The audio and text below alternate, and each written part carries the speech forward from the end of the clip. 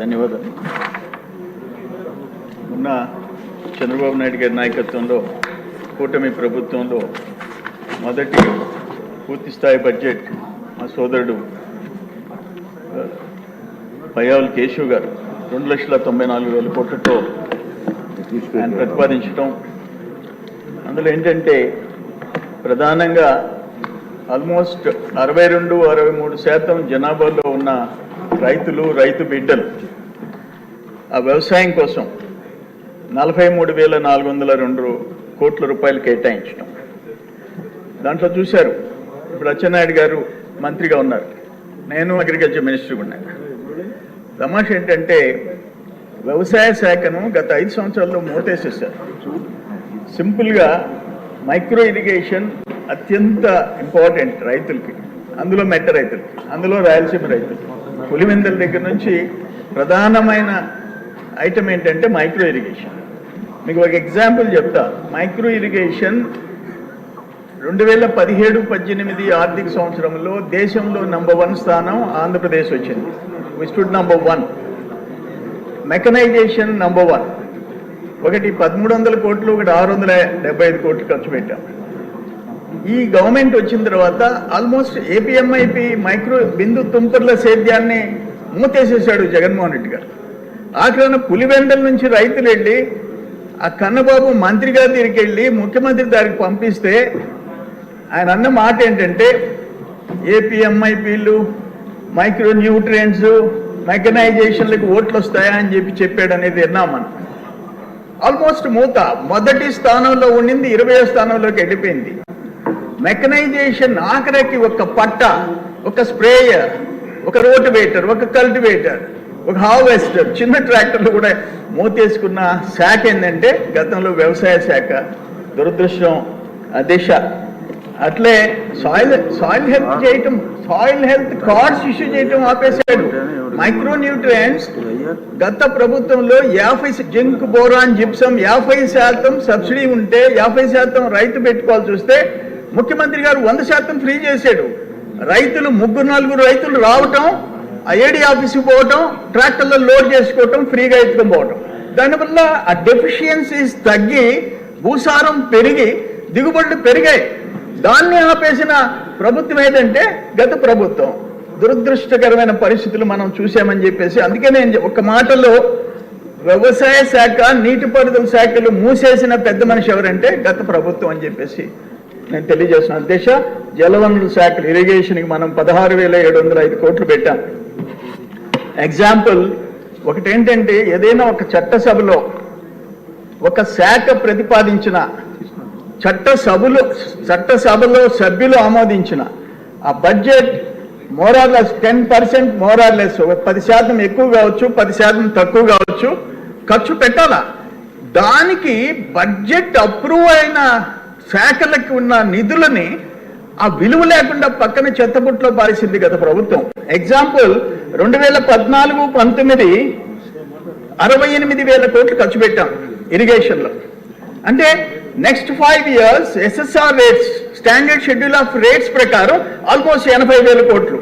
68,000 కోట్లకి ఆ పెరిగిన రేట్లతో సుమారుగా 80,000 కోట్లు ఖర్చు పెట్టాల్సి ఉంటే 35,000 కోట్లకి ఖర్చు చేసిన పెద్ద మనిషి. టోటల్ ఇరిగేషన్ ప్రాజెక్ట్స్, అది పోలవరం కావచ్చు, మొత్తం నగరి, గాలేరు నగరి కావచ్చు, అన్ని ప్రాజెక్టులు ఆపేసింది ఏంటంటే గత ప్రభుత్వం. ఎందుకంటే ఒక ఇరిగేషన్ సిస్టమ్ ఇంప్రూవ్ అయ్యే కొంది, ఆయకట్టు పెరిగే కొంది రైతుల ఆర్థిక పరిస్థితులు పెరుగుతాయి.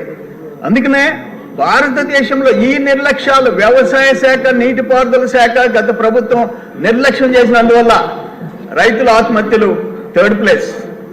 అంటే మహారాష్ట్ర, కర్ణాటక అంటే మన రాష్ట్రం ప్రపోర్షనేట్గా నంబర్ 1 ఆత్మహత్యలు. కౌలు రైతులు 2nd ప్లేస్. తమిళనాడు తర్వాత, తమిళనాడు జనాభాలో తీసుకుంటే నంబర్ 1.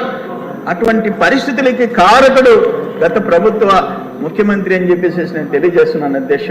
ఇవన్నీ చూసాం. ఎంఎస్పి, మినిమం సపోర్ట్ ప్రైస్, ధాన్యం తోలితే 6 నెలలు, దురదృష్టం 6 నెలలు. మా దగ్గర అయితే ఆ కోవిడ్ టైంలో ఒక టన్నుకి ఎంత కోల్పోయినారు రైతులు బయట అమ్ముకోవాలంటే. గవర్నమెంట్కి అమ్మితే 6 మాసాలు. ఈరోజు మన గవర్నమెంట్ ఒకటే చెప్పినారు, 48 అవర్స్లో రియంబర్స్ చేస్తామని చెప్పారు. అది అత్యంత అవసరం అని చెప్పేసి మీ అందరికి నేను మనవి చేసుకుంటున్నాను అధ్యక్ష. ఎంఎస్పీని ఇంప్లిమెంట్ చేయాల్సిన అవసరం ఉంది. విద్యారంగంలో దాదాపు 29,909 కోట్లు పాఠశాల, 23,326 కోట్లు ఉన్నత విద్య. ఫస్ట్ సంతకం డిఎస్సి మీద పెట్టించినారు లోకేష్ బాబు గారు. ఈరోజు ఆయన ఒక రోల్ మోడల్ కావాల్సిన అవసరం ఉంది. దాంట్లో నేను ఒక్క మాట చెప్తుండా, ఆ 1-2 తరగతులు ఉంచి 3, 4, 5 తీసుకుపోయి హై స్కూల్స్లో మెర్జ్ చేయటం నిజంగా ఆ గ్రామాల్లో ఉండే చిన్న గ్రామాల్లో ఉండే ఎలిమెంటరీ స్కూల్స్లో 3వ తరగతి నుంచి హై స్కూల్కి పోవాలంటే చాలా ఇబ్బందికరమైన పరిస్థితులు వస్తున్నాయి అధ్యక్ష. దాన్ని గౌరవ మంత్రి లోకేష్ బాబు గారు రీకన్సిడర్ చేయాలా, 5వ తరగతి వరకు ఎలిమెంటరీ స్కూల్స్లోనే ఉండాలా అనేది మేము కోరుకుంటున్నాం అధ్యక్ష. ఇకపోతే హోంశాఖ గురించి చెప్పబడలే. హోంశాఖ ఆయన తాడేపల్లి హోంలోనే ఆ శాఖ పరిమితం అయిపోయింది. ఆ హోంశాఖ వాళ్ళ కాళ్ళ కింద నలిగిపోయింది. దురదృష్టకరమైన పరిస్థితులు రాష్ట్రంలో వచ్చాయి. చెప్పాల్సిన అవసరం లేదు. మన నాయకుడి దగ్గర నుంచి, మీ దగ్గర నుంచి, మా దగ్గర నుంచి ఎవరిని వదిలిపెట్టలే. దుర్మార్గమైన పరిపాలన, ఐపీఎస్లు, ఐఏఎస్ని నిర్వీర్యం చేసిన పరిస్థితి గత 5 సంవత్సరాలు చూసాం అధ్యక్ష. ఇక సంక్షేమం మనం చూస్తున్నాం. ఎస్సీ సంక్షేమం 18,497 కోట్లు, ఎస్టీ 7,577 కోట్లు, బీసీ 39,000 కోట్లు, మైనారిటీ 4,376 కోట్లు. ఇదే విధంగా వాళ్ళ గవర్నమెంట్లో కూడా వాళ్ళ ఫైనాన్స్ మినిస్టర్ చదివి వినిపించాడు బడ్జెట్ ప్రవేశపెట్టి. కానీ ఎక్కడ ఇంప్లిమెంట్ చేశావు? ఎక్కడ? ఆఖరికి ఎన్ఎస్ఎఫ్డిసి, ఎన్ఎస్టిఎఫ్డిసి, ఎస్సీ సబ్ ప్లాన్ ఏది ఇంప్లిమెంట్ చేసావో చెప్పు. ఒక ట్రాక్టర్, ఒక కార్, ఒక ఆటో, ఒక బంకు ఎస్సీ ఎస్టీలకు అప్పులు ఇచ్చావా? నేను రివ్యూ చేశాం మొన్న, నెల్లూరులో కూర్చున్నాం. నేను ఒక సదస్సు పెట్టా, ఎస్టీల సదస్సు పెట్టా. దాదాపు 1,350 పిటిషన్స్ ఆ రోజు వచ్చినాయి. మొత్తం జిల్లా అధికార యంత్రాంగం అంతా వచ్చినారు. వాళ్ళ బతుకులు ఘోరమైన పరిస్థితుల్లో ఉన్నాయంటే ఈరోజు ఎస్టీస్ లాస్ట్ 5 yearsలో మీరు చేసిన దుర్మార్గాలు. దాన్ని రివైవ్ చేయాల్సిన అవసరం ఉంది. మన మీద బాధ్యత ఉంది. నేను అందుకనే మా నియోజకవర్గంలో 5 మండలాల్లో దాదాపు 3,500 మంది వచ్చారు. జిల్లాధికారులు అందరూ వచ్చారు. 1,350 అర్జీలు వచ్చినాయి. వాటన్నిటినీ అప్లోడ్ చేశాం. నేను గౌరవ ముఖ్యమంత్రి గారికి కూడా ఒక నోట్ ఇచ్చా, వాళ్ళ సమస్యలు తీర్చాలా అని చెప్పా. ఇరిగేషన్లో ఇంకొక పాయింట్ ఏంటంటే లస్కర్లకు కూడా జీతం ఇవ్వని పరిస్థితి ఇరిగేషన్లో. పెద్ద ఆయన లెఫ్ట్లు రైట్లకు మాత్రం 1,000 కోట్ల పేమెంట్ ఇచ్చిన విషయం మనం అన్ని పత్రికల్లో చూసాం దిశ. ఇకపోతే గృహ నిర్మాణం నేను చెప్పా లాస్ట్ టైం. జగనన్న ఏంటో నాకు అర్థం కాదు. 1,80,000 సెంట్రల్ గవర్నమెంట్, 1,50,000 ఇంటికి, 30,000 ఎన్ఆర్ఈఎస్, 1,80,000తో ఏమొస్తుంది ఇప్పుడు? 2018లో గౌరవ ముఖ్యమంత్రి గారు ఆనాడు మాకు వేణుగోపాల స్వామి టెంపుల్ ల్యాండ్స్లో భారీ బహిరంగ సభ, ఎస్సీ ఎస్టీ సభ పెడితే మేము ఆ సభలో ఆయన వెళ్ళేటప్పుడు ఆపి ఒక రిక్వెస్ట్ చేశాం. 1,80,000కి గిరిజనులు కట్టుకోలేకున్నారు సార్ అంటే 70,000 పెంచాడు. అక్కడికక్కడ అనౌన్స్ చేశాడు. ఎస్సీలకి 50,000 అనౌన్స్ చేశాడు. అంటే ఎస్సీలకి 2,30,000, ఎస్టీలకి 2,50,000. జగనన్న ఆయన నా ఎస్సీలు రావటం కట్ చేశాడు. మళ్ళీ 1,80,000కే ఫిక్స్ చేశాడు. ఈరోజు 1,80,000లో వాళ్ళు టైప్ 3 అంటే బెనిఫిషరీస్కి సంబంధం లేకుండా కాంట్రాక్టర్స్ కట్టించే దాంట్లో ఎన్ని ఘోరాలు జరిగినాయి అంటారు? నేను వెళ్ళాను వరిగొండ గిరిజన కాలనీ, 149 ఇళ్ళు. వాళ్ళు చూపించారు, చూడయ్యా 70,000 తీసుకుని పారిపోయినాడు. మా దగ్గర 20,000, 30,000 తీసుకున్నాడు. బేస్మెంట్ నుంచి 2 అడుగులు 3 అడుగులు. నేను చెప్పే గతంలో కూడా ఇదే సభలో. అంటే ఎంత ఘోరమైన పరిస్థితి. ఆ కింద బేస్మెంట్ 9 అంగుళాలు, 5 అంగుళాలు ఉన్నాయి. పైన స్లాబ్, కొన్ని స్లాబ్ పోసినవి. ఎవ్రీ 7 inches ఒక స్టీల్ రాడ్, ఒక అడుక్కి 1.5 అడుక్కి స్టీల్ రాడ్స్. అంటే ఇప్పటికే ఎన్టీ రామారావు గారు కట్టించిన ఇళ్ళు, ఎన్టీ రామారావు గారు ముఖ్యమంత్రిగా ఇప్పటికే ఉన్నాయి. కానీ ఇవి ఎన్నేళ్ళు ఉంటాయి? నేను చెప్పాను మొన్న, నేను ముఖ్యమంత్రి గారికి కంప్లైంట్ ఇస్తే విజిలెన్స్ ఎంక్వైరీ ఇచ్చారు. నా దగ్గరికి 150 మంది సిబ్బంది వచ్చేసారు ఇంటికి.